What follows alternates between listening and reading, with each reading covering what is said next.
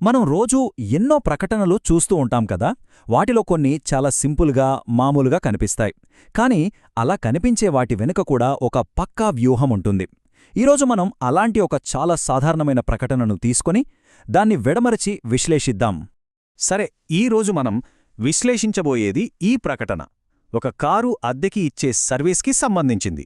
చూడ్డానికి చాలా మామూలుగా ఉంది కదా, కానీ ఇందులో ఉన్న ప్రతి పదాన్ని, ప్రతి అంశాన్ని మనం ఇప్పుడు లోతుగా పరిశీలిద్దాం. ఓకే, మొదటిది ప్రధాన ఆఫర్. అసలు వీళ్ళు ఏమి అమ్ముతున్నారు?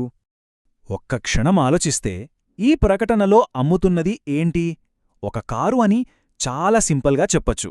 కాని అందులో ఇంకొంచెం లోతైన విషయం ఉంది. ప్రకటన హెడ్లైన్ను జాగ్రత్తగా గమనిస్తే మనకే విషయం స్పష్టమవుతుంది. ఇప్పుడు చూడండి, ఇది కేవలం కారు అద్దెకు అని చెప్పడం లేదు. సుజుకి ఈకో అని చాలా నిర్దిష్టంగా ఒక మోడల్ పేరు చెప్తోంది. అంటే ఎక్కువ మంది ప్రయాణించడానికి, లగేజ్ పెట్టుకోవడానికి వీలుగా ఉంటుందని సూచిస్తున్నారన్నమాట. అంతేకాదు, బ్రాకెట్లో ఏసీ అని కూడా పెట్టారు. అంటే ఏంటి? సౌకర్యానికి కూడా మేము ప్రాధాన్యతిస్తున్నామని స్పష్టంగా చెప్తున్నారు. రైట్. ఇక రెండో పాయింట్, కస్టమర్ను గుర్తించడం. ఈ సర్వీస్ ఎవరికోసం? ఈ ప్రకటన చూశాక ఇది ఎవరికోసం అనిపిస్తోంది. వాళ్ళు టార్గెట్ చేస్తున్న కస్టమర్లు ఎవరు? దీనికి సమాధానం కూడా వాళ్ళు చాలా స్పష్టంగా, నేరుగా ఇచ్చేశారు. ఇక్కడ మనం గమనిస్తే వాళ్ళు 5 రకాల సందర్భాలను హైలైట్ చేశారు. కుటుంబ కార్యక్రమాలు, పెళ్ళిళ్ళు, పార్టీలు, ఎయిర్పోర్ట్ ప్రయాణాలు, ఇంకా ఆఫీస్ ప్రయాణాలు. ఈ 5 కేటగిరీలు వేర్వేరు కస్టమర్లను, వారి వేర్వేరు అవసరాలను సూచిస్తాయి. అంటే ఒకే సర్వీస్తో విభిన్న మార్కెట్లను టార్గెట్ చేస్తున్నారన్నమాట. చాలా స్మార్ట్ కదా. ఓకే, మూడోది సేవా వాగ్దానం. మార్కెట్లో ఇన్ని ఆప్షన్లుండగా అసలు వీర్నే ఎందుకెంచుకోవాలి?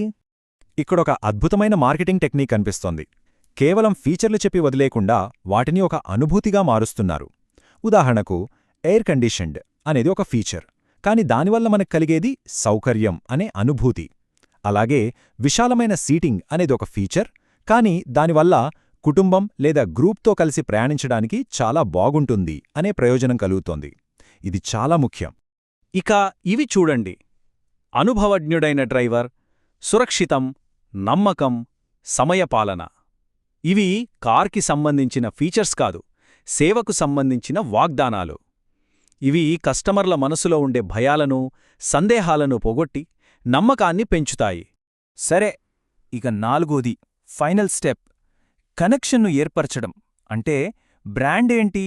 మనం ఏం చెయ్యాలి? కంపెనీ పేరు గార్ సర్వీసెస్. చాలా సూటిగా, సులభంగా ఉంది. ఈ సర్వీస్ను అందిస్తున్నది వీళ్లే అని స్పష్టంగా చెబుతోంది. ఇక వాళ్ల ట్యాగ్లైన్ యాంబిషన్ అన్లిమిటెడ్. ఒక కారు అద్దెసేవకు ఇంత పెద్ద పదం ఎందుకు పెట్టారబ్బా? బహుశా వాళ్ళు మీ లక్ష్యాలు ఏవైనా మీ ప్రయాణాలకు మేము తోడుంటాం అని చెప్పాలనుకుంటున్నారేమో. ప్రతి మంచి ప్రకటనకుండాల్సిన లక్షణం ఇది. కస్టమరుకు అంతా నచ్చింది, ఆసక్తి కలిగింది, ఇప్పుడు ఏం చేయాలి? దానికి స్పష్టంగా దారి చూపించాలి. దీన్నే మనం కాల్ టు యాక్షన్ అని అంటాం.